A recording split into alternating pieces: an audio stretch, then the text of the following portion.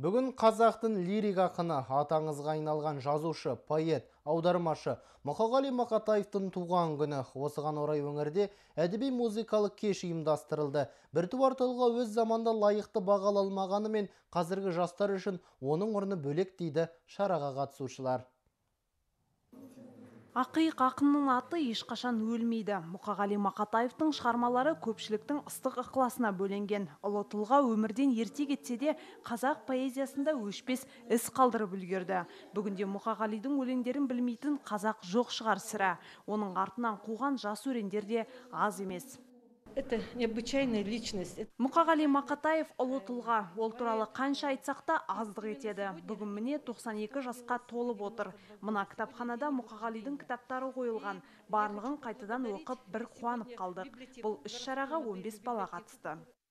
Іс-шараға Мұқағали Мақатаевтың шығармашылығымен жақын таныс, оның әр туындысын сүйіп оқитын жастар қатысты. Олар бір-бірімен әңгіме дүкен құрып, ақынның өмірінен алынған қызықты деректермен бөлісті.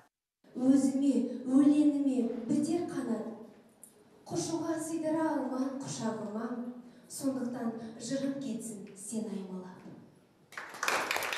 Бүгін мен мерекеде туған жер тудырған ой автор Мұқағали Мақатаевтың өлеңімен қатысамын.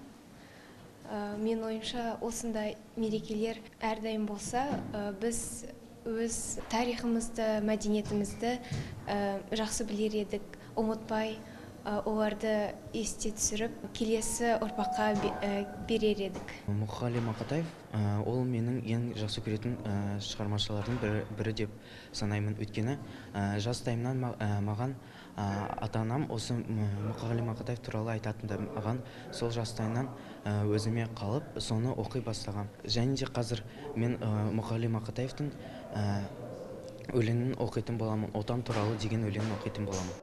Шығармашылық кеш барысында көрме ұйымдастырылды. Ал Мұқағали Мақатаевтың өлеңдерін оққан барлық қатысушылар алғыс хаттармен марапатталды. Умсынық Наурызбаева, Василий Павлиди, Павел Соловьев, Көкші ақпарат.